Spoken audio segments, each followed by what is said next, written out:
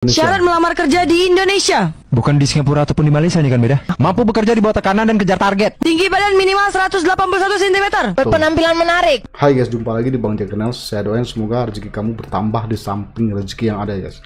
Hari ini parah banget guys. Orang Malaysia nih guys berani banget mengejek persyaratan kerja di Indonesia guys. Parah banget guys. Sebelum kita balas ejekan dia, kita tonton dulu guys. Mengejek persyaratan kerja Indonesia. Syarat melamar kerja di Indonesia. Bukan di Singapura ataupun di Malaysia nih kan beda. Ini di Indonesia, Mirul. Punya pengalaman kerja minimal 3 tahun. Punya kendaraan sendiri sama punya SIM A, B, C. Fotokopi ijazah legalisir lengkap 2. Sekarang wajib pakai ijazah asli beda. Mampu bekerja di bawah tekanan dan kejar target. Mampu bekerja sama dengan tim. Mampu berbahasa hewan. Tidak sedang kuliah dan tidak sedang menikah. Tinggi badan minimal 181 cm. Berpenampilan menarik. Bersedia kerja di hari libur. Mampu mengoperasikan Adobe Premiere, Photoshop, Audition, Canva, CapCut, PixArt, kalkulator, sempoa, semua Microsoft Office. Ngerti tentang perubahan cuaca. Punya surat keterangan berperlakuan baik. Tidak punya riwayat kesurupan dan buta warna. Wajib memfollow Instagram perusahaan. Makan wajib di pinggan, minum wajib di cawan. Mampu menghipnotis hewan menjadi nilai tambah. Mampu mengendarai kapal selam Rusia. Kalau nak ngelamar kerja, map dia wajib warna merah, baju dia warna putih, celana warna hitam macam aku gini. Ini mak kau mana? Aku kan tak lamar kerja beda, kan pengangguran. Halo orang Malaysia, emang benar kata-katanya kerja di Indonesia umur 30 tahun nggak bakal masuk kerja. Saya tidak merasa diejek loh. Oke gini guys, apa benar guys? Ini kan sebuah ejekan ya. Masa dia nggak merasa diejek? Aneh banget. Emang fakta kan, umur aku yang 39 tahun aja udah nggak terima kerja. Sarannya kan seperti yang mereka katakan. Oke guys, kita buktikan ya gimana ya persyaratan kerja di Indonesia. Dan emang benar kerja jadi pelayan resto aja umur 39 tahun nggak keterima woi. Oh parah nih guys, harus kita buktikan nih guys ya. Nggak mungkin guys ya. Nggak mungkin ini fakta ya. Pak Guru, kenapa syarat kerja di Indonesia aneh-aneh? Ya ini sebenarnya adalah keresahan banyak orang di Indonesia. Karena sebenarnya pekerjaan-pekerjaan di Indonesia itu sejak awal memang seringkali mensyaratkan sesuatu yang nggak penting dan aneh gitu. Misalkan ngelamar kerja jadi kasir syaratnya adalah harus berpenampilan baik gitu. Ya benar. Apa pentingnya? Emang kalau misalkan jelek kita gimana? datang ke Indomaret atau Alfamart harus ngeliatin kasirnya gitu kan? Enggak juga. Itu justru adalah syarat-syarat yang diskriminatif. Seandainya syarat itu diberlakukan di negara-negara yang sudah maju, itu udah perusahaannya udah langsung dibully habis-habisan. Kan ya bentuk fisik manusia itu kan bukan apa yang dia inginkan, memang sejak lahir dia kondisinya seperti itu. Dan kalau memang ada perbaikan-perbaikan, ya perbaikan itu kan membutuhkan uang, dan itu tidak ada korelasinya dengan kinerja, nggak ada korelasinya dengan dedikasi, nggak ada hubungannya dengan apapun, ya biasa-biasa aja, itu mah kodrati aja gitu. Nah, kenapa syarat kerja di Indonesia aneh-aneh? Ya karena kita itu adalah negara yang serba formalistis, semuanya formalistis. Pendidikan kita juga kan sebenarnya formalistis, belajar ini itu padahal nggak terlalu kepake. Nanti ketika ngelamar kerja syaratnya begini dan begitu, padahal nanti di dunia kerja juga nggak akan ada yang seperti itu. Berarti ikutan tes CPNS misalkan, itu soal-soalnya itu adalah soal-soal yang gak akan berguna juga untuk membuktikan apakah seorang itu memiliki dedikasi dan loyalitas terhadap negara atau tidak, itu sama sekali. Jadi semuanya itu adalah formalitas, termasuk dalam pemilu kita formalitas, aslinya kan feodalis, tapi kita ngakunya demokratis gitu. Kok kayak gini guys ya, bahkan guru gembul juga ikut-ikutan ngejek persyaratan di Indonesia guys. Wah parah nih guys ya, kita harus cari yang lain guys, nggak jelas deh ya. Syarat kerjaan zaman sekarang di Indonesia itu mengkotak-kotakan yang namanya good looking dan nggak good looking. Kita tuh nyari biasanya kualifikasinya penampilan menarik, tingginya minimal sekian, umurnya minimal sekian. Oke lah, kalau misalkan umur gue bisa bilang mungkin untuk naturalisasi value-value perusahaan itu akan lebih mudah ketika mereka tuh rekrutnya dari kecil dan dari jangka masuknya dan sampai pensiunnya itu lama. Dan selanjutnya adalah tinggi badan dan juga berpenampilan menarik. Dengerin ya, orang-orang yang kalian anggap pendek dan tidak menarik itu butuh makan. Kalau misalkan mereka belum berpenampilan menarik ya karena mereka nggak ada dana. Nah gimana caranya cari dana? Ya kerja. Ya Kalau persyaratan kerjanya kayak gitu ribet ya guys ya. Kalau persyaratan kerjanya ya udah kayak gitu rumit ya, pasti guys orang-orang jelek, orang-orang pendek itu pasti nggak bakal bikin surat lamaran kerja guys. Karena udah pasti dia tuh ditolak ya. Penampilan nggak menarik, tingginya nggak cukup ya. Kemudian dia harus punya pengalaman kerja selama 3 tahun ya. Jadi yang baru tamat sekolah, yang baru tamat kuliah tuh mau kerja gimana ya? Dia kan belum ada pengalaman selama 3 tahun ya. Kalau kayak gini persyaratan ya, neneknya ya suruh kerja ya. Ini CV dan portofolio saya.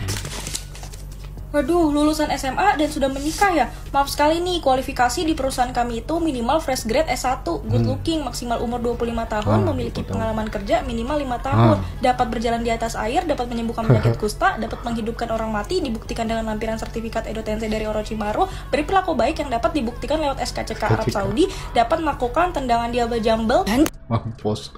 Betul berarti guys, orang Malaysia itu guys, memang kenyataannya kayak gitu di Indonesia ya. Suruh neneknya aja yang kerja gitu. Ini seriusan, mau ngelamar harus ngelewatin palang tinggi badan. Mau ngelamar kerja apa mau masuk TNI, bos? Ini guys, melamar kerja guys ya, harus ngelewatin palang tinggi badan. Hah, diskriminatif banget ya. Ini ngomong-ngomong, kerjanya sebagai apa ya? Mandiin jerapah, makanya harus tinggi. Emang di kita orang pendek gak perlu makan, gak butuh duit. Miris teman-teman ngelihatnya. Ya, ngelihat seleksi kerja di Indonesia itu mulai dari batas usia maksimal, tinggi badan, sampai minimal pendidikan sarjana.